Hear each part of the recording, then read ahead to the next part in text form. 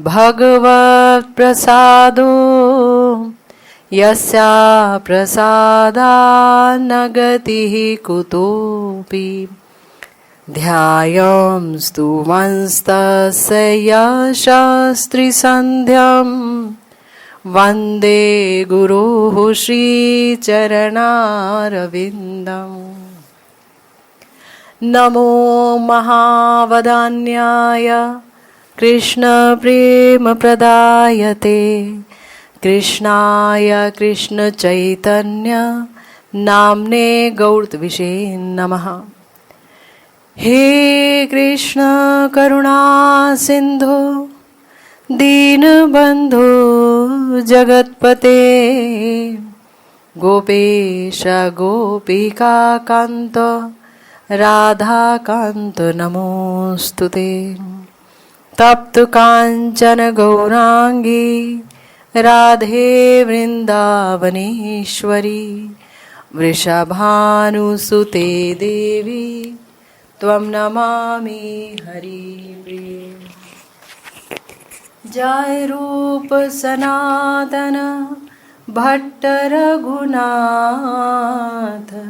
श्री जीव गोपाल भट्ट दास रघुनाथ। एछ गोसाईर कोरी चरण बंदन जहाँ होइते विघ्ननाश अभीष्ट पूरण। वाञ्छाकल्पतरुभ्यश्च कृपा सिन्धुभ्येव च पतितानां पावनेभ्यो वैष्णवेभ्यो नमो नमः। जय जय श्री राधे श्याम। चिन्तामणिर्जयति सोमगिरिर्गुरुर्मे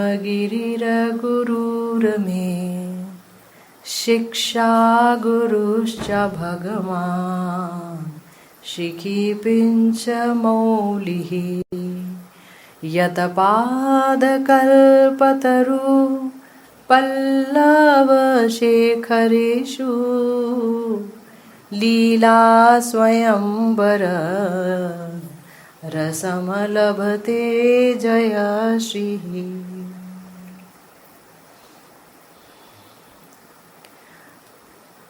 श्री कार्तिक व्रत महोत्सव के सुअवसर पर हम सब श्री गुरु गौरांग की कृपा से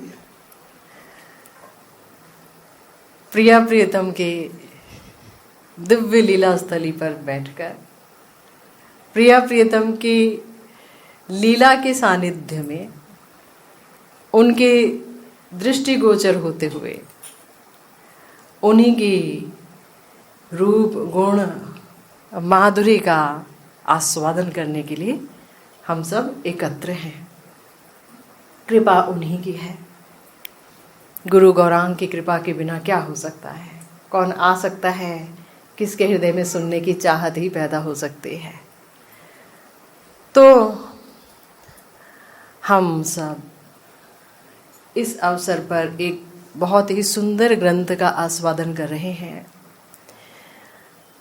श्री कृष्ण कर्णामृतम श्री बिल्वमंगल ठाकुर जी का ये ग्रंथ है और उन्होंने इसे बैठकर कहीं लिखा हो ऐसा नहीं है। श्री कृष्ण प्रेम में उन्मत्त होकर के वो जो प्रलाप वचन बोल रहे थे, बस उन प्रलाप वचनों को उनके साथियों ने लिख लिया और वही हमारे पास श्री कृष्ण कर्णामृतम के रूप में उपलब्ध है। जिस ग्रंथ को श्रीमन महाप्रभु लिपिबद्ध करके लाए दक्षिण भारत से और श्रीमन महाप्रभु के जो आचार्य हैं यानी उनके जो संगी हैं, पार्षद हैं, श्री गोपाल भट्ट गोस्वामी जी, श्री कृष्णदास कविराज जी,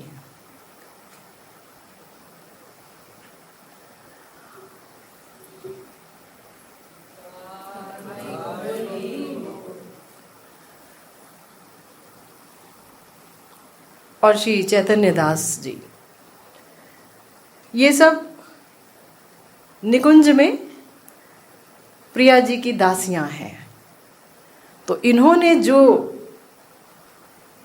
टीकाएं की हैं इस सुंदर ग्रंथ की, वो श्री राधा परक व्याख्या की है, क्योंकि दासियां श्री राधा के अलावा और कुछ सोच नहीं सकती।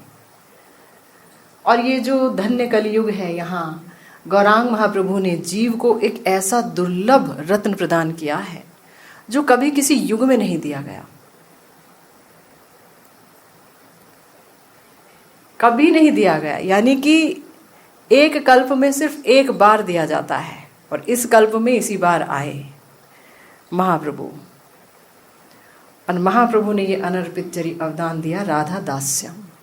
तो राधा दासियों ने इस ग्रंथ की जो व्याख्या की है, उन व्याख्याओं का आस्वादन करके हृदय में कहीं ना कहीं किशोरी जी के दास्यम के प्रति लोभ भी बढ़ता है, श्री कृष्ण के माधुर्य का आस्वादन करने के लिए तृष्णा बढ़ती है, प्रिया जी के प्रेम का आस्वादन भी हम इस ग्रंथ के माध्यम से कर पाते हैं। ये करुणा है गौर पार्षदों की हम समस्त जीवों के ऊपर। तो हम लोग प्रथम श्लोक का आस्वादन कर रहे थे। हमेशा एक बात याद रखिए, ये भगवत लीला है, श्री कृष्ण स्वयं भगवान हैं। अगर श्री कृष्ण ही नहीं होते तो कुछ भी नहीं होता, ना ब्रह्म होता, ना परमात्मा होता, ना इतने सारे अवतार होते, ना ऋषि होते, ना मुनि होते, ना हम होते, ना सृष्टि होती, कुछ नहीं होता। तो श्री कृष्ण है इसलिए सब कुछ है। विभिन्न भगवत स्वरूप भी इसीलिए हैं, देवी देवता भी इसीलिए, सब कुछ है श्री कृष्ण के वजह से। पर श्री कृष्ण स्वयं कैसे हैं? क्या वो पृथ्वी का भार अपने सर पर उठाए रहते हैं? नहीं, वो ब्रजेंद्र नंदन रसराज श्रृंगार रस का आस्वादन करते हैं अपनी ही आह्लादनी शक्ति के साथ। ये उनकी लीला है, ये उनका आस्वादन है, और उस आस्वादन को प्रकट किया है उन्होंने कृपा करके इस भूलोक पर। और श्रीमन महाप्रभु ने कृपा करके जगत के जीवों को उस लीला में प्रवेश का अधिकार दिया है राधा दासी के रूप में, ताकि वो किशोरी जी की दासी होकर श्याम सुंदर के माधुर्य का सुंदर उपभोग कर सकें, दासी के रूप में युगल माधुर्य का आस्वादन कर सकें, युगल प्रेम का आस्वादन कर सकें। परंतु ये आस्वादन तब तक संभव नहीं है, या इसकी तृष्णा हृदय में उठना तब तक संभव नहीं है, जब तक कि हम ऐसे रस ग्रंथों का आस्वादन ना करें किसी महत के श्रीमुख से। हमारे प्यारे गुरुदेव ने श्री कृष्ण कर्णामृत की आस्वादन बिंदु टीका में हमारे समस्त गोस्वामियों के अभिप्राय को प्रकट किया है, और हम उन्हीं के आश्रय में आस्वादन कर रहे हैं श्री कृष्ण कर्णामृतम का।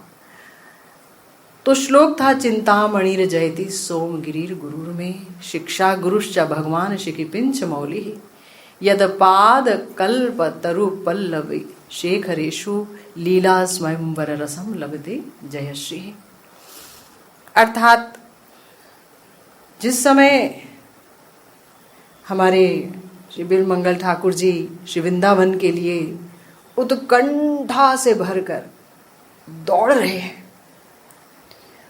तो आदत के अनुसार, स्वभाव के अनुसार अपने गुरु वर्ग की वंदना कर रहे हैं। स्वभाव अनुसार, जानबूझ कर नहीं, स्वभाव है। श्री गुरुदेव की वंदना सोते समय, उठते समय, बैठते समय, कुछ करते समय, भजन करते समय पहले ही होगी। तो अतिशय विनयपूर्वक, बहुत ही हृदय की गहराइयों से कह रहे हैं कि मेरे दीक्षा गुरुदेव श्री सोमगिरी जी की जय हो, जिन्होंने मेरे समस्त अभीष्ट को पूर्ण किया। आज उन्हीं की कृपा से मैं धाम की तरफ जा रहा हूँ, वृंदावन।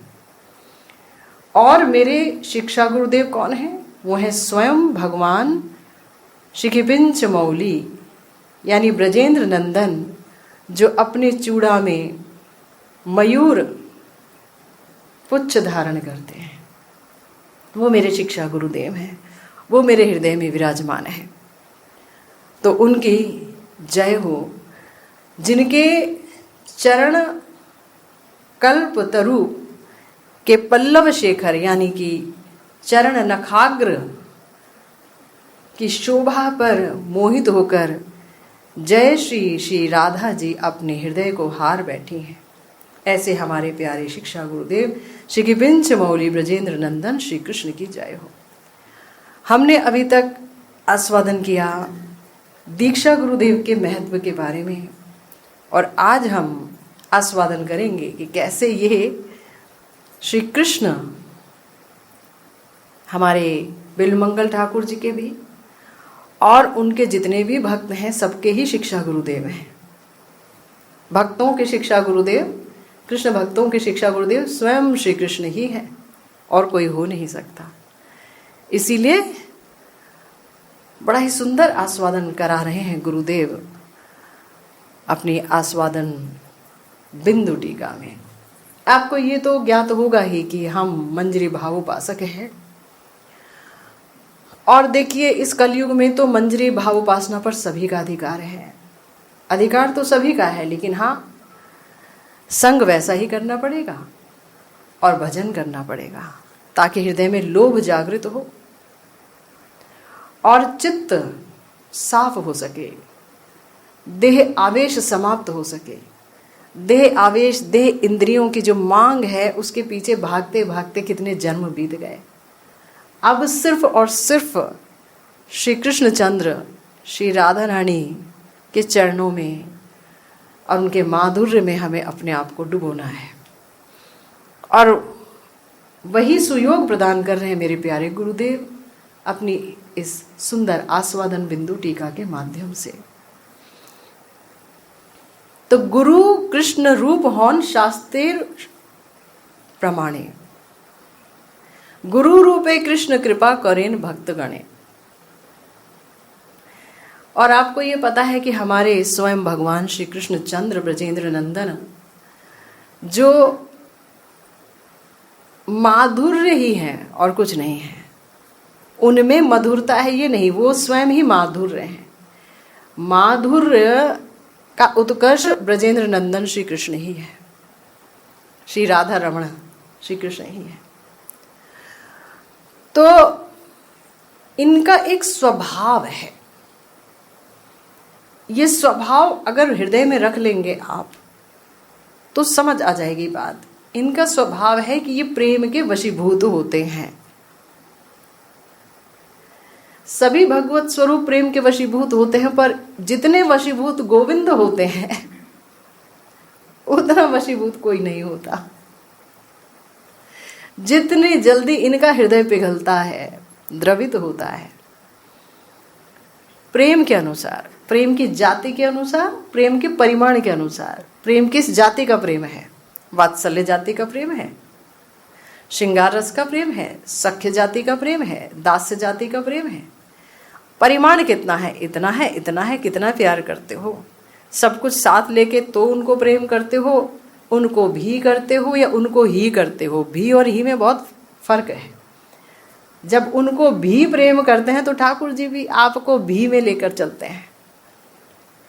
जब उनको ही प्रेम हो जाता है, गुरु गौरांग की कृपा से भजन करते करते जब चित्त शुद्ध होता है, विशुद्ध सत्वात्मक हो जाता है, तब ठाकुर जी उस प्रेम के वशीभूत होते हैं।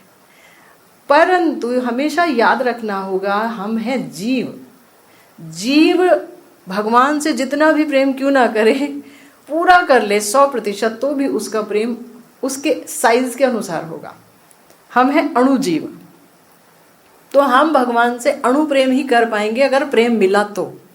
प्रेम मिला तो प्रेम पाने के लिए साधना करनी होगी, श्रद्धा, साधु संग, गुरु चरणाश्रय, भजन क्रिया, उससे फिर अनर्थ समाप्त होंगे। कितने अनर्थ हैं, अनंत अनर्थ हैं, वो समाप्त होंगे।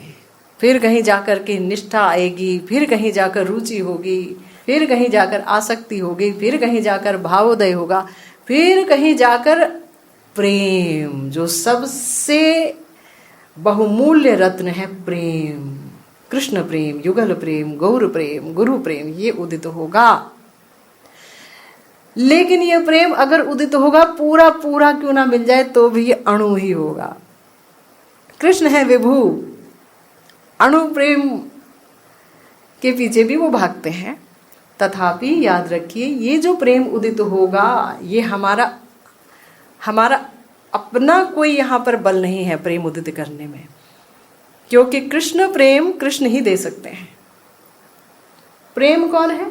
आह्लादिनी शक्ति की सारवृत्ति, आह्लादिनी शक्ति श्री राधिका, श्री राधा रानी ही प्रेम की अधिष्ठात्री देवी हैं। जैसे किसी को धन चाहिए तो उसे लक्ष्मी का पूजन करना होता है, तब कहीं धन वर्षा होती है, ऐसे ही श्री राधिका का भजन करके ही प्रेम मिलता है। प्रेम की अधिष्ठात्री देवी है। जिस भाव का भजन करे, जिस भगवत स्वरूप का भजन कोई करे, प्रेम तो चाहिए ही। वो प्रेम की लक्ष्मी किशोरी जी हैं, किशोरी जी ही प्रेम प्रदान करती हैं।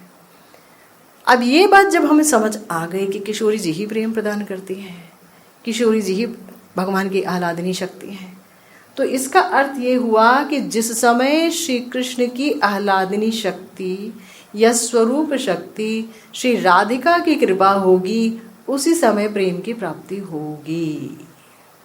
उनकी कृपा के बिना असंभव है। तो हमें महाप्रभु ने, गुरुदेव ने एक उपाय बताया है कि तुम इसी प्रेम लक्ष्मी की दासी बन जाओ। डायरेक्ट कृष्ण का दास नहीं बनना है। तो तुम्हें कितना मिलेगा? कुछ भी नहीं मिलेगा। कृष्ण कृष्ण करते रहो, राधा जी को हटा के कुछ नहीं मिलने वाला। रघुनाथ दास गोस्वामी जी तो कहते हैं ऐसे अहंकारी का मैं मुंह ना देखूं जो प्रिया जी को छोड़ के कृष्ण का भजन करता है। तो कितना मिलेगा? कुछ नहीं मिलेगा। इसलिए ठाकुर जी की जो स्वरूप शक्ति है, प्रिया जी हैं, उनका चरण आश्रय जब लेंगे तो वो शक्ति हमारे अंदर ऐसी योग्यता पैदा कर देती है कि हम श्री कृष्ण माधुर्य का आस्वादन कर सकें पूरी तरीके से, जो हम अणु भी नहीं कर सकते थे अपने अणु प्रेम के द्वारा। वो श्री राधिका की कृपा से इतना ज्यादा आस्वादन हो सकता है कि सोचा भी नहीं जा सकता है। देह इंद्रिय सब चिन्मय हो जाते हैं। तो ये तो है भूमिका कथा में प्रवेश करने के लिए, है ना। ये समझना होगा कि ये राधा कृष्ण स्वयं भगवान और उनकी शक्ति की लीला परक कथा है। यहाँ कोई देह इंद्रियों में आवेश लेकर के इस कथा का आस्वादन करना एक बहुत बड़ी विडंबना ही होगी। ठीक है, तो चलिए कथा में लौटते हैं हम लोग। हमारे प्यारे गुरुदेव कहते हैं कि सच में शिक्षा गुरुदेव श्री कृष्ण ही है, जो भक्तों के इच्छा के अनुसार वशीभूत होते हैं। यानी भक्त का जैसा प्रेम वात्सल्य प्रेम है तो वात्सल्य भाव से श्री कृष्ण दौड़ते हैं उनके पीछे। और अगर श्रृंगार रसात्मक प्रेम है, कोई सोचे मैं कृष्ण की गोपी हो जाऊं, कृष्ण के साथ रास रचाऊं, तो जीव के लिए ये जरा मुश्किल बात है, क्योंकि श्री कृष्ण श्रृंगार रसात्मक लीलाएं अपनी ही शक्ति के साथ करते हैं, स्वरूप शक्ति के साथ। ठीक, तो हमें क्या करना है? उस स्वरूप शक्ति का आश्रय लेकर के और उनकी लीलाओं का आस्वादन करके वहां अपनी सेवा करनी है, दासी अनुदासी रूप में। यही गौरांग महाप्रभु का अनर्पित चरी अवदान है। गुरु गौरांग की कृपा से ये संभव है इस युग में। श्री चैतन्य महाप्रभु का जो आश्रय लेता है, उनके आश्रित भक्तों का जो आश्रय लेता है, वो धीरे धीरे इस तरफ चलने लगता है। तो यहाँ जो भक्त हैं इस भौम वृंदावन में, वहाँ पर अनेक भक्त हैं। यशोदा मैया जैसे वात्सल्य रस के भक्त हैं, मधुमंगल जैसे सखा रस के भक्त हैं, रक्तक पत्रक जैसे दास्य भाव के भक्त हैं, और गोपियों जैसी मधुर रस की भक्त हैं, श्रृंगार रस की भक्त। जिसमें सर्वोपरि है श्री राधिका। तो हमारा जो भजन है, क्योंकि श्री कृष्ण रसो वै सह है और अनेक प्रकार के रस का आस्वादन करने के लिए अनेक प्रकार की लीला करते हैं, और हमारा जो भजन है वहाँ पर खास बात यह है कि श्री कृष्ण की ही शक्ति है श्री राधिका, तथापि प्रेम का उत्कर्ष बढ़ाने के लिए श्री राधिका को ये नहीं पता कि मैं कृष्ण शक्ति हूँ, श्री कृष्ण को नहीं पता मैं भगवान हूँ। और गोपियों का और किशोरी जी का और श्याम सुंदर का मिलन बहुत दुर्लभ है, पर किया भाव की रस साधना है। भाव मात्र, तत्वतः तो दोनों कभी अलग होते ही नहीं हैं, मगर भाव देने की आवश्यकता थी प्रेम के उत्कर्ष को दिखाने के लिए। महाभाव की स्थिति तक प्रेम कैसे उठता है और उसके क्या लक्षण होते हैं और क्या सौंदर्य होता है और उसके कितने वशीभूत होते हैं श्री कृष्ण। अगर अणु प्रेम के इतने अणु प्रेम के वशीभूत हो जाते हैं, तो जहाँ प्रेम का महासागर है श्री किशोरी जी के रूप में, तो वहाँ उनकी वश्यता क्या है, ये तो जो है गुरु गौरांग की कृपा से ही पता चलता है भजन करते करते।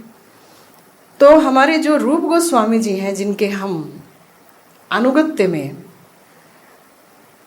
दास्य पद हासिल करते हैं, रूप मंजरी, वो रूप गोस्वामी जी ने एक बहुत सुंदर ग्रंथ इस जगत के जीवों को दिया है, भक्ति रसामृत सिंधु। भक्ति रस है ये कोई नहीं जानता था, ये रूप जी की कृपा से ही सब जान पाए। भक्ति रस है, वो भी अमृत रस है, भक्ति रूपी अमृत रस, और उसका भी बूंद नहीं सिंधु। उसमें एक श्लोक श्री रूप जी दे रहे हैं कि कैसे श्री कृष्ण गोपियों के भी शिक्षा गुरु हैं। कैसे? बड़ा सुंदर श्लोक दिया रूप जी ने। कर्णा कर्णी सखी जनेन विजने दूती स्तुति प्रक्रिया, पत्युर्वंचन चातुरी गुणनिका कुंज प्रयाणे निशि, बाधिर्ज्यम गुरुवाजी वेणु विरुतावुत कर्णतेति व्रदान, कैशोरेण तवाद्य कृष्ण गुरुणा गौरी गणा पाठ्यते। वाह, ये गोपियां कैसे उत्कर्ण होके, इनके कान कैसे उत्कर्ण हो जाते हैं, कैसे इनके कान जो हैं ऊंचे हो जाते हैं जब ये सुनती हैं। क्या सुनती हैं? श्याम सुंदर का वेणुनाद। गोपियों के जो कान हैं वो और ऊंचे हो जाते हैं, वो जहां भी होती हैं, घर में जो भी कार्य कर रही होती हैं, तो बताते हैं कि निर्जन में किस प्रकार सखियों के साथ काना फूसी करके कथा बोलनी होगी। ये कृष्ण तुम अपने गोपी रूपी भक्तों को समझाते हो, शिक्षा देते हो। शिक्षा गुरु कैसे? ताकि किसी को पता ना चले कुछ भी, है ना। तो कैसे कानों में एक दूसरे के साथ कानाफूसी करनी होगी, इसकी शिक्षा तुम देते हो, तुम शिक्षा गुरु हो। और किस रूप, कैसे दूती की खुशामदी करनी होगी, कैसे दूती की खुशामदी करनी होती है, ये तुम दिखाते हो। क्योंकि श्याम सुंदर मंजरियों के आगे हाथ जोड़े रहते हैं कि प्रिया जी से मिला दो, प्रिया जी से मिलन करा दो, निकुंज में मुझे प्रविष्ट कराओ। तो हाथ जोड़ के खड़े रहते हो, तो उसकी शिक्षा भी तुम देते हो कि कैसे खुशामदी करनी होती है अपना काम बनाने के लिए। और किस प्रकार से पति वंचना में चातुर्य लाभ करना होता है, कैसे अपने पति को धोखा दे करके श्री कृष्ण से मिलने के लिए निकलना होता है।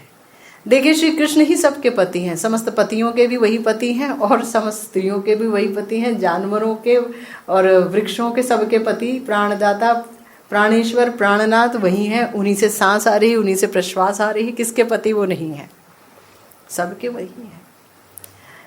और ये गोपियों के साथ ही क्या, ये तो सबके साथ हुआ ही है, होता ही है। कैसे श्री कृष्ण का नाम सुनते ही हम वृंदावन की तरफ भागते हैं। जो श्री कृष्ण के भजन में नहीं है वो रोकते रह जाते हैं, रुको रुको, कहाँ जा रहे हो, कहाँ जा रहे हो। लेकिन क्या एक वो है, जानबूझ के कोई नहीं भागता। ये तो श्री कृष्ण का आकर्षण है। कैसे हम भागते हैं। तो रात्रि में किस प्रकार कुशलता पूर्वक कुंज में जाएं, इसकी शिक्षा भी आप देते हैं। कुशलता पूर्वक रात्रि में किस तरह से तुम मुझे सुख देने के लिए पहुंच सकती हो। देखिए, गोपी प्रेम और किसी स्त्री और पुरुष का प्रेम बिल्कुल अलग है। वहां इंद्रियों की ताड़ना है, इंद्रियों का सुख है, और इंद्रियां जड़ हैं, ये मृत हैं, इन्हें, इसमें भगवान बैठे हैं, हम बैठे हैं, तो ये सजीव हैं। वरना ये शरीर शमशान में जाके जल जाता है कि दर्द भी नहीं होता, इसकी क्या औकात है। तो इस शरीर से श्रृंगार रस का आस्वादन नहीं हो सकता। श्याम सुंदर का जो शरीर है वो सच्चित आनंद का बना है, वही सच्चित आनंदमय है।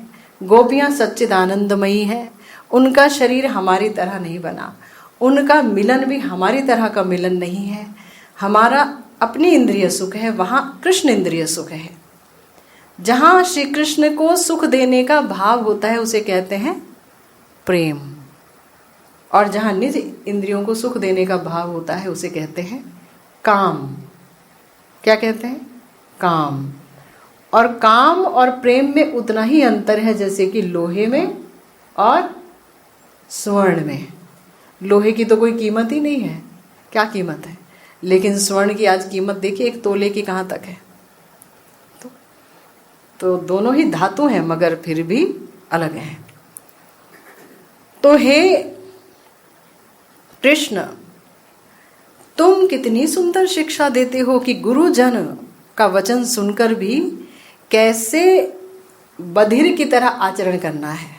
गुरुजन ने कुछ डांटा, फटकार लगाई, कुछ बोल दिया, जटिला कुटिला जैसे गुरुजनों ने, तो कैसे वो आपके मन स्थिति को असर ना करे, आप श्री कृष्ण मिलन में कहीं बाधित ना हो जाए, वो शिक्षा भी आप देते हो।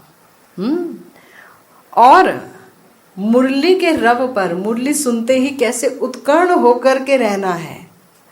मुरली बजेगी, संकेत मिलेगा, और कान मुरली की धुन को सुनने के लिए प्यासे रहते हैं गोपियों के। तो हे कृष्ण, ब्रज की गोरी गोपियां, प्यारी गोपियां तुम्हारे नव किशोर रूपी गुरु के पास से अब इस प्रकार की समस्त विद्या शिक्षा कर रही हैं। देखिए, लिख कौन रहे हैं? रूप मंजरी, रूप जी लिख रहे हैं, रूप गोस्वामी, परम विरक्त जो एक पेड़ के नीचे रह के भजन करते हैं। 7 दिन के बाद वो पेड़ से भी उन्हें आसक्ति ना हो जाए, दूसरे पेड़ में चले जाते हैं, उसके नीचे रह के भजन करते हैं। भजन कुटीर भी नहीं बनाना चाहते। परम विरक्त, उनका ये धन है युगल उपासना। ये सब नहीं आ पाएंगे इसमें। जिसका जितना शरीर के प्रति आवेश होगा, शरीर के भोग के प्रति आवेश होगा, वो उतना ही इस सुंदर रस से दूर होगा, वो जा नहीं पाएगा। उसे शरीर का आवेश हटाना ही होगा, कैसे भी, भजन करते करते, संकीर्तन करते करते, परिक्रमाएं करते करते, गुरुवर्ग का अनुगत्य लेना होगा, संबंध जोड़ना होगा, मंत्र लेने होंगे, भजन करना होगा, अन्य कोई उपाय नहीं है। श्री हरि नाम हम लेंगे, हरि नाम से अवश्य ही श्री राधा रानी की इतनी कृपा होती है कि हम ऐसी कथा सुन पाते हैं। अनंत जन्मों के सौभाग्य से हम ऐसी कथा सुन पा रहे हैं, और उनकी ये कृपा होती है कि हम ऐसे महत से भक्तों से मिल पा रहे हैं, श्री कुंड में स्नान कर पा रहे हैं, ब्रज में आ रहे हैं, जा रहे हैं। तो श्री हरिनाम ने बहुत दिया, परंतु संबंध तो गुरुदेव ही देंगे। संबंध तो दीक्षा लेकर ही होगा, और तभी भजन क्रिया शुरू होगी, तभी हृदय का मल दूर होगा, तभी हृदय में ये रस संस्कार अपनी जड़ें जमाएंगे। करना ही होगा, जाना ही होगा किसी योग्य गुरुदेव के पास, तभी इस रस कथा में धीरे धीरे अधिकार आएगा। क्योंकि सुनते सुनते लोभ उत्पन्न होगा, लेकिन प्राप्ति कैसे होगी? प्राप्ति करने के लिए जाना ही होगा। तो इसलिए हमारे प्यारे गुरुदेव कह रहे हैं कि नव किशोर श्री कृष्ण ही ब्रज किशोरियों की इन समस्त विद्याओं के आदि गुरु हैं। श्री कृष्ण के इन्हीं माधुर्यों का अनुभव प्राप्त करके लीला शुक जी बोल रहे हैं, बिलमंगल ठाकुर जी, कि शिखी पिंच मौली श्री कृष्ण ही मेरे शिक्षा गुरु हैं। क्योंकि वो जैसी शिक्षा देंगे, वो शिक्षा श्री कृष्ण की प्राप्ति कराएंगे ही, और उन शिक्षाओं के बल पर श्री कृष्ण का माधुर्य अनुभव होगा ही। एक बात याद रखनी होगी, जब तक हमारा मन युगल माधुर्य में नहीं डूबेगा, तब तक छटपटाहट लगी रहेगी, कष्ट आते रहेंगे, विभिन्न कामनाएं वासनाएं सिर उठाती ही रहेंगी। युगल माधुर्य में जिस दिन ये मन रमण करने लग गया, जगत की कोई वस्तु इस मन को आकर्षित नहीं कर सकती।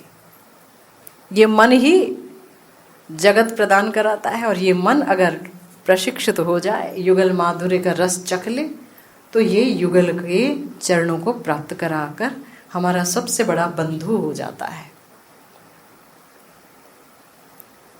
तो श्री कृष्ण कर्णामृत में एक श्लोक में लीला शुक जी ने कहा भी है, प्रेम दंच में काम दंच में वेदनंच में वैभवंच में जीवनंच में जीवितंच में दैवतंच में देवना परम। इतना प्रेम है, और प्रेम तो अगर किसी से करना है तो गोविंद से ही कीजिए। श्री राधा गोविंद ही प्रेम के एकमात्र विषय हैं। प्रेम का अन्य कोई विषय नहीं है इस जगत में। तो हमारे लीला शुक जी ने श्री कृष्ण के प्रति अपने भावों को व्यक्त किया है कि हे देव, हे कृष्ण, तुम ही मेरे प्रेम के विषय हो। मैं किसी और से प्रेम नहीं कर सकता। किसी और से प्रेम करके मिलेगा भी क्या? किसी को कुछ मिला है जो मुझे मिल जाएगा?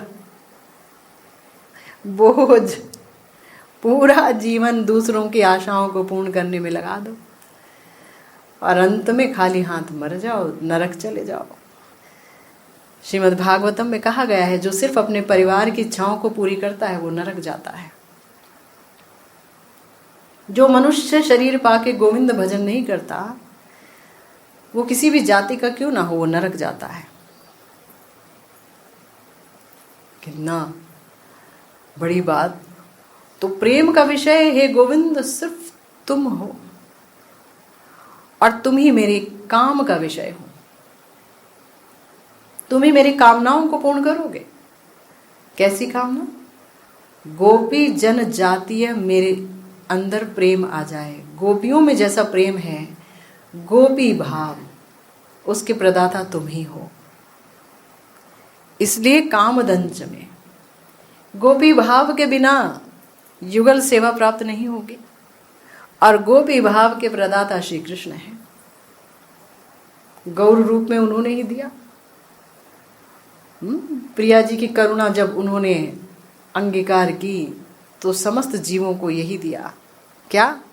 गोपी भाव। समस्त योग्य जीवों को गोपी भाव प्रदान करके युगल सेवा में ले जाने का संकल्प किया गौरचंद्र ने। और वेदनंच में, हे गोविंद, तुम ही मेरे ज्ञान प्रदाता हो। और सही बात है, ददामि बुद्धि योगम तम येन माम उपयांति ते, जो मेरी तरफ मुड़ते हैं मैं उन्हें बुद्धि योग प्रदान करता हूँ, श्री कृष्ण कहते हैं। तो हे गोविंद, तुम ही हमें ज्ञान प्रदान करते हो। वेदनंच में वैभवंच में, तुम ही मेरी निखिल संपत्ति हो। मुझे कुछ नहीं चाहिए, आप अगर मिल गए तो बस फिर और कुछ चाहने की जरूरत क्या है। तो ये एक बहुत बड़ा समाचार है। जीव सुंदरता को चाहता है, सौंदर्य चाहता है, क्योंकि वो सुंदर का अंश है। सौंदर्य की वारिधि, सौंदर्य की पराकाष्ठा, माधुर्य की पराकाष्ठा श्री गोविंद हैं। प्रिया जी प्रेम की पराकाष्ठा हैं, उनका प्रेम से उत्थित माधुर्य है। तो तुम ही मेरे निखिल संपद हो, सारी संपत्ति तुम हो। कितने लोग कह पाएंगे ऐसा, सोच कितने लोग पाएंगे, तुम ही मेरी सारी संपत्ति हो, तुम्हारे अलावा मेरा कुछ नहीं है, कोई नहीं है, किसी से कोई मतलब नहीं है। ये सोचना बहुत मुश्किल है। जीवनंच में, हे गोविंद तुम ही मेरे जीवन हो, मेरा जीवन और कोई नहीं है, तुम ही मेरे जीवन हो। सत्य भी वही है, ईश्वरः सर्वभूतानां हृदयेषु अर्जुनः तिष्ठति। ईश्वर सबके हृदय में बैठे हैं। और ठाकुर जी कहते हैं, मत्तम परतरः नान्यत्, मेरे से परतर कोई है ही नहीं, किंचिद अस्ति धनंजय, कोई है ही नहीं, मेरे से बड़ा तत्व कोई है ही नहीं। और मैं ही, जब मेरे से बड़ा कोई तत्व नहीं है तो मैं ही बैठा हूं तुम्हारे हृदय में। यानी ये हृदय अगर 1 मिनट के लिए रुक जाए तो व्यक्ति मर जाता है, और भगवान हृदय में बैठे हैं, सब कुछ चला रहे हैं, गाड़ी चल रही है। तो जीवनंच में, किसी का जीवन उसकी संतान है, किसी का जीवन धन है, किसी का जीवन ना जाने क्या क्या है, लेकिन हे गोविंद तुम ही मेरे जीवन हो। और जीवितंच में, और तुम ही मेरे जीने का कारण हो। तुम मेरे जीवन हो, तुम मेरे जीने का कारण हो। मैं क्यों जीवित हूं? तुम्हारे सुख के लिए। ये हम नहीं कह सकते, ना जाने हम तो कितनों के लिए जीवित हैं। ये बिलमंगल ठाकुर कह रहे हैं, जिन्होंने अपनी आंखें फोड़ ली कि अगर ये दुनिया का रूप मुझे बांध ना सके, मुझे तो गोविंद का रूप ही देखना है, और देख पाए अंततः। तो जीवितंच में, मेरे जीने का हेतु आप हैं, मैं आपके लिए जीवित हूँ, आप ही मेरे जीने का कारण हैं। मैं आपको पाने के लिए जीवित हूँ, आपकी सेवा के लिए जीवित हूँ। तो आप मेरे जीवन है, और आप मेरे जीवितंच हैं, जीवन जीने के कारण हैं। दैवतंच में, अच्छा किसी देवता की तो पूजा करते होगे तुम? हाँ, क्योंकि हर व्यक्ति चाहता है कि वो देवता मुझे ठीक रखे, मेरे अभीष्ट को पूरा करे। हाँ ठाकुर, आप ही मेरे देवता हैं, आप ही मेरे देवता हैं, और आपके अलावा मेरा कोई कुछ भी नहीं है। हम एक दूसरे से प्रेम करते हैं, जानते हैं क्यों? इसलिए क्योंकि वहां कृष्ण बैठे हैं। हम जिससे भी प्रेम करते हैं, हम उससे प्रेम नहीं करते, हम वस्तुतः श्री कृष्ण से प्रेम करते हैं, पर ये हम जानते नहीं। अगर कृष्ण निकल जाए तो फिर उस शरीर से कौन प्रेम करेगा? सोचो। तो इसलिए दैवतंच में देव ना परम, आपके अलावा मेरा कोई कुछ नहीं। तो इस श्लोक में भी श्री कृष्ण को लीला शुक जी अपने शिक्षा गुरु के रूप में प्रणाम कर रहे हैं। शिखी पिंच मौली, कैसे कृष्ण? वो जो अर्जुन के रथ पे सवार हैं वो कृष्ण, वो जो द्वारिकाधीश हैं वो कृष्ण, वो जो मथुराधीश हैं वो कृष्ण? कौन कृष्ण? क्योंकि द्वारिकाधीश अपने माथे पर मयूर पुच्छ नहीं लगाते। कैसा लगेगा कोई राजाधिराज बैठा है सिंहासन पर मयूर पुच्छ लगा के? कैसा लगेगा? ये तो ग्वाले पर ही सजता है, ग्वाला कुछ भी लगा सकता है, कोई ऐसा भी श्रृंगार कर सकता है। एक आंवले का जो है पत्ता पहन लेगा तो भी इतना सुंदर है। ये पत्थर के जो गिरिराज की शिला है विभिन्न रंगों की है, गैरिक धातु, उनसे उनके सखा लोग श्रृंगार कर देते हैं, पत्रावली बना देते हैं, और श्री कृष्ण को देखते ही कंदर्प भी मोहित हो जाता है। बंसी बजाते हैं, नूपुर पहन रहे हैं, नृत्य कर रहे हैं। ग्वाला, एक राजा बैठ के नृत्य करेगा क्या? कैसा लगेगा? राजा नाच रहा है, ये क्या है भाई? क्षत्रिय है, राजा तो मर्यादा से काम करेगा, अधिकार से काम करेगा। तो शिखी पिंच मौली, कृष्ण ही मेरे शिक्षा गुरु हैं। तो शिखी पिंच मौली कौन है? तो बताया ब्रजेंद्र नंदन राधिका रमण, वही है शिखी पिंच मौली, और वही है मेरे शिक्षा गुरुदेव भगवान। तो शिखी पिंच मौली का अर्थ है श्री कृष्ण का असीम माधुर्य। श्री कृष्ण अपने चूड़ा पर मयूर पुच्छ धारण करते हैं। हमारे श्रीमद् भागवतम में जब रास पंचाध्यायी में जब रास के समय श्री कृष्ण अंतर्हित हो गए, गोपियों के प्रेम को बढ़ाने के लिए अंतर्ध्यान हो गए, तो क्या हुआ? तो फिर गोपियां रोने लगी, उत्कंठित हो गई, कष्ट में आ गई, और गोपी गीत का गान करने लगी।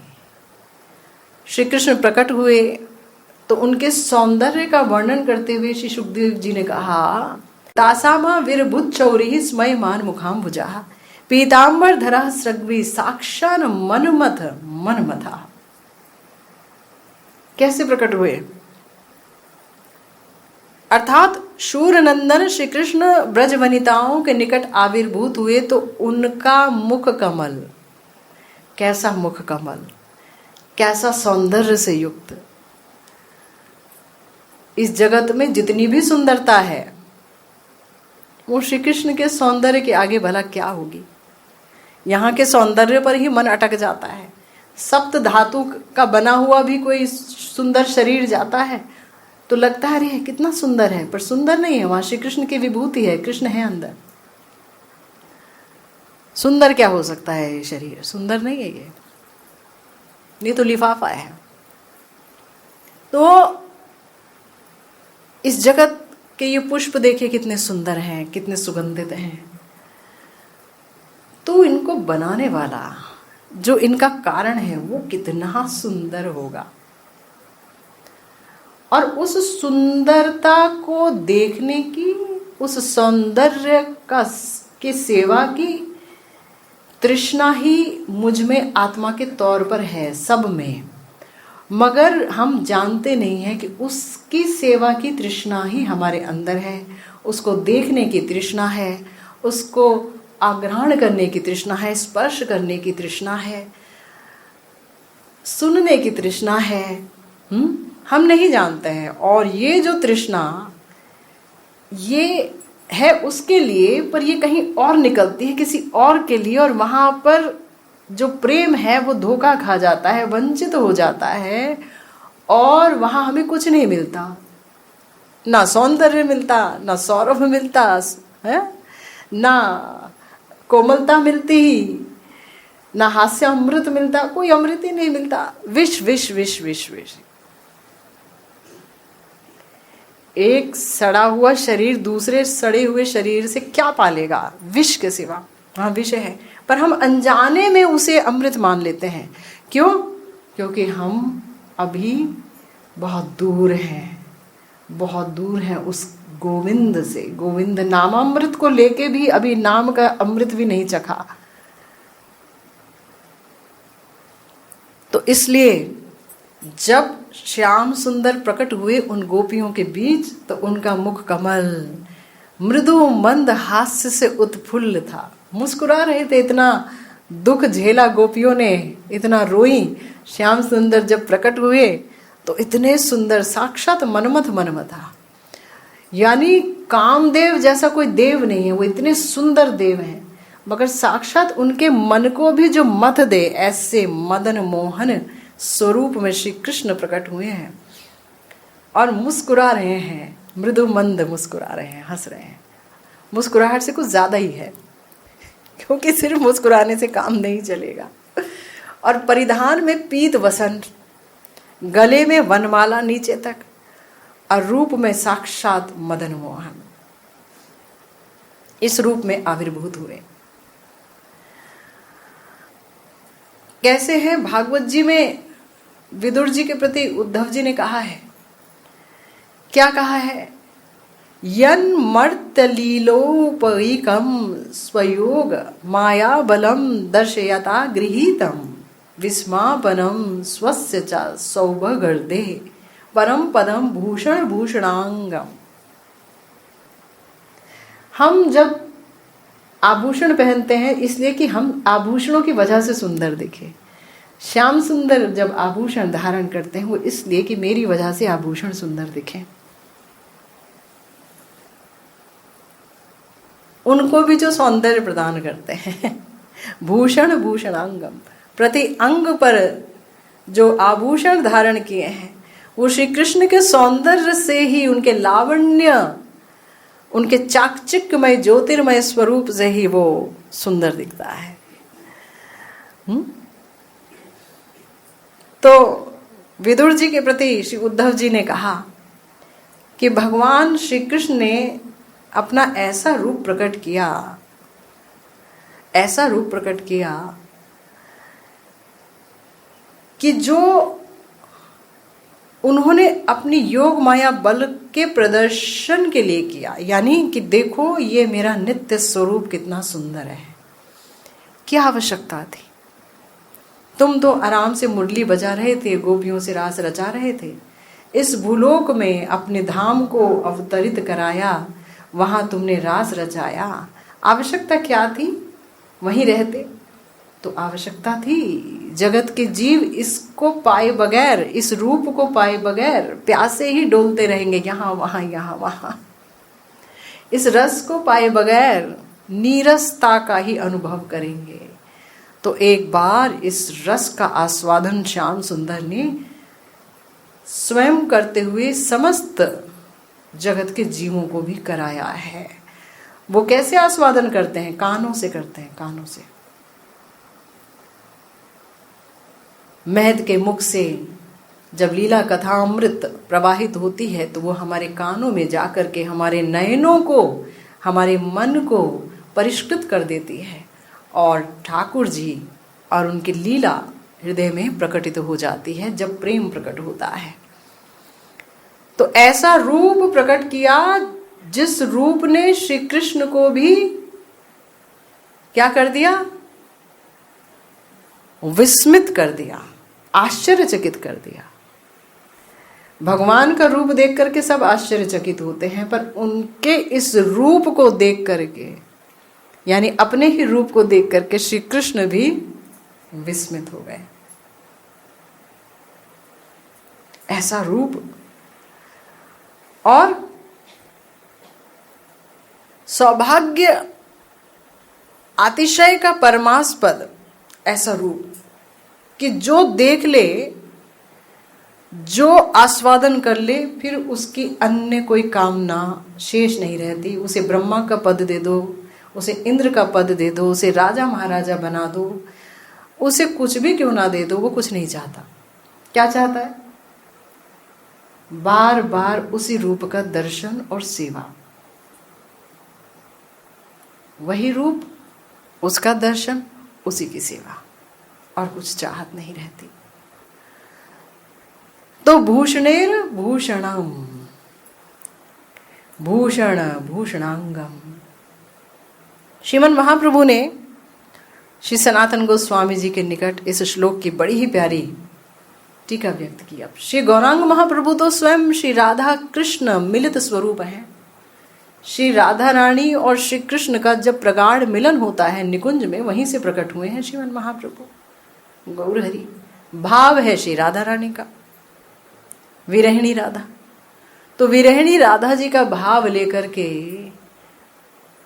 कृष्ण माधुर्य आस्वादन कर रहे हैं। सनातन गोस्वामी जी आए। अब सनातन गोस्वामी जी को तो इस नरवत लीला में पता ही नहीं कि मैं प्रिया जी की बड़ी विशेष मंजरी हूं, दासी हूं, लवंग मंजरी। अब पता कैसे चले जब तक पता चलाया ना जाए। जानेगा वही जिसे जनाया जाए। जनाया गौर हरि ने कि तुम मेरे नित्य पार्षद हो। तो सनातन गोस्वामी जी ने तो श्री कृष्ण चैतन्य महाप्रभु से, गौर हरि से मिलते ही पूछा था, प्रभु के अमी मैं कौन हूं और मुझे 3 ताप क्यों जलाते हैं।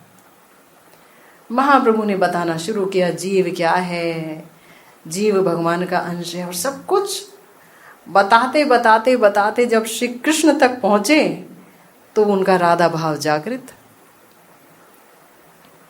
अब वो राधा भाव भावित होकर के कृष्ण रूप का वर्णन कर रहे हैं। क्योंकि भक्त तो हर पल हर क्षण अपने उपास्य के साथ रहता है, और यहां गौर हरि तो साक्षात श्री राधा भावित कृष्ण है।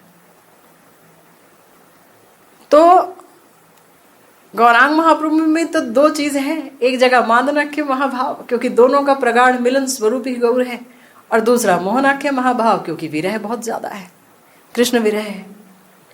तो कृष्ण रूप का आस्वादन स्वयं कृष्ण कर रहे हैं राधा भाव लेकर गौर हरि के रूप में। कृष्णेर मधुर रूप सुनो सनातन, जे रूपेर एक कण डुबाए सर्वभुवन, सर्व प्राणी करे आकर्षण। बहुत ज्यादा की आवश्यकता नहीं है। जे रूपेर एक कण, एक कण डुबाए सर्वभुवन। श्री कृष्णेर मधुर रूप सुनो सनातन। देखिए, रूप दिखा नहीं रहे हैं, सुना रहे हैं, सुनकर ही दिखेगा। जिस रूप का एक कण डुबाए सर्वभुवन, 14 भुवन, अखिल ब्रह्मांड, वैकुंठ लोक, लक्ष्मी जी का मन, अजी सर्वभुवन, सर्व प्राणी करे आकर्षण। कोई छूटेगा नहीं, कोई छूटेगा नहीं। जैसे ही चित्त साफ होगा भजन करते करते, तो वैसे ही दौड़ते चले जाएंगे। तो जे रूपेर एक कण, एक कण कितना होता होगा रूप का एक कण, बताओ। डुबाए सर्वभुवन, सर्व प्राणी करे आकर्षण। योग माया चित शक्ति विशुद्ध सत्व परिणति, तार शक्ति लोके दिखाई ते, ए रूप रतन भक्त गणेर गूढ़ धन, प्रकट कैलो नित्य लीला होइते। तो ये ना समझे कोई कि श्री कृष्ण जब इस जगत में आते हैं तो वो एक रूप धारण कर लेते हैं, एक शरीर ले लेते हैं। जो मायावादी बोलते हैं ना, वो तो जी निराकार हैं और वो तो जी ये हैं वो हैं, और जब यहाँ आते हैं तो माया वाला शरीर ले लेते हैं, लीला करते हैं, फिर एक व्याध आता है मार देता है, फिर वो मर जाते हैं, फिर से निराकार हो जाते हैं। ऐसे समझाते हैं कुछ लोग मायावादी। उन विचारों को श्री कृष्ण के माधुर्य का आस्वादन कभी नहीं मिल पाता, वो बेचारे ही रह जाते। तो हमारे श्री कृष्ण चंद्र ही चैतन्य महाप्रभु के रूप में बता रहे हैं कि अजी ये रूप सबके लिए नहीं है, ये भक्तों का ही गूढ़ धन है, गुप्त धन है। ये भक्त ही आस्वादन कर सकते हैं, सब आस्वादन करने की योग्यता नहीं रखते। सबको मिलेगा नहीं, जिसका जितना प्रेम, जितनी रुचि, जितने सुंदर संस्कार। क्योंकि देखिए, युगल रूप का आस्वादन करने के लिए संस्कार की आवश्यकता है। श्रृंगार रसात्मक संस्कार अगर नहीं होंगे तो युगल रूप का आस्वादन भी नहीं होगा। तो श्रृंगार रसात्मक जो संस्कार है वो सिर्फ इस मतलब एक जन्म की अपेक्षा नहीं रखता। जन्म जन्म से वो श्रृंगार रसात्मक संस्कार किसी के हृदय में होंगे तो वो रूप उसे एकदम आकर्षित करेगा, क्योंकि वो वही भजन करते हुए आ रहा है, श्रृंगार रसात्मक भजन। वो डूबा रहेगा उसी में, उसी का प्यासा रहेगा, उसी को चाहेगा। कईयों के लिए तो लगेगा कि ये क्या है, रूप रूप रूप, इतना रूप बोल रहे हैं।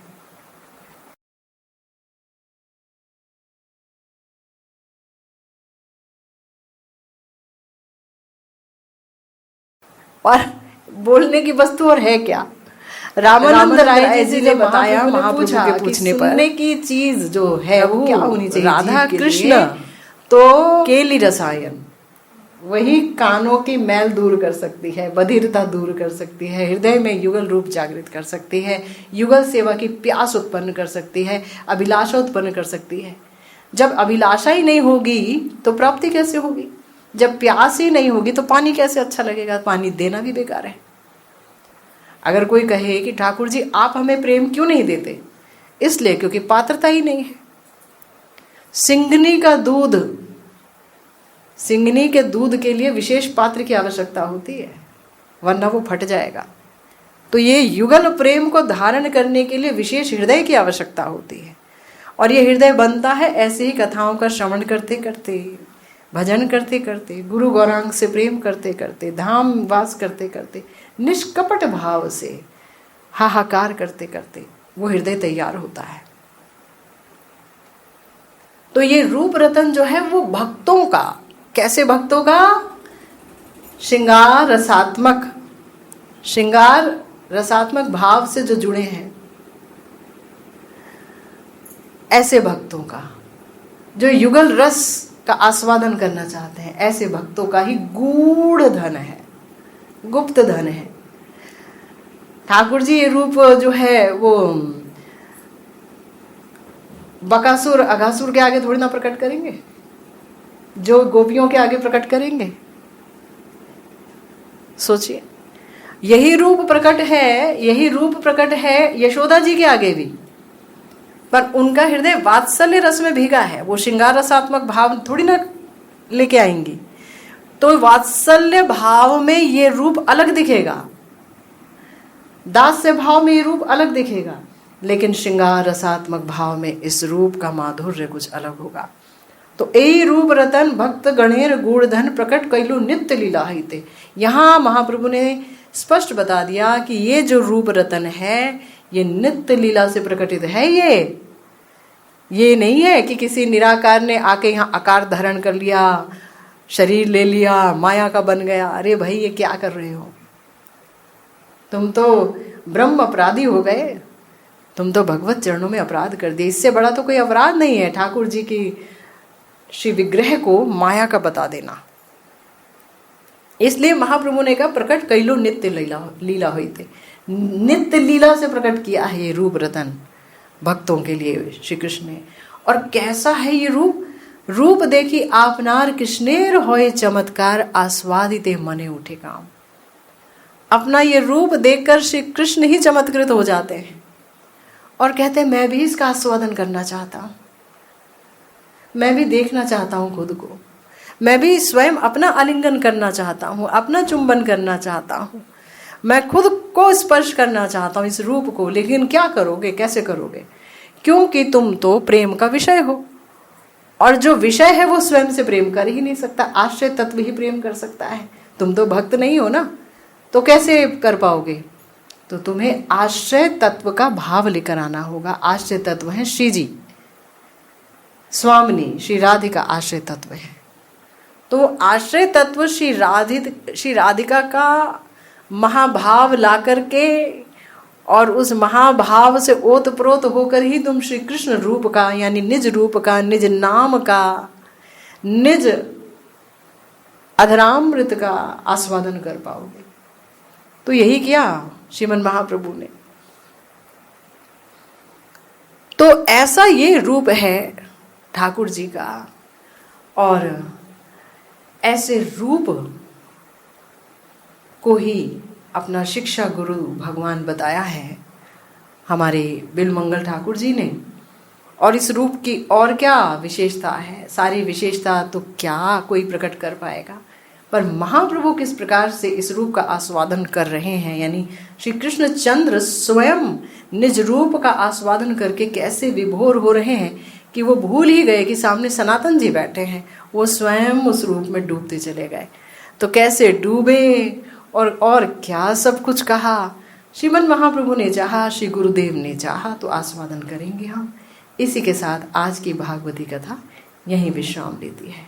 जय जय श्री राधे श्याम, श्री गुरु निताय गौर सीतानाथ प्रेमानंदे हरि हरि।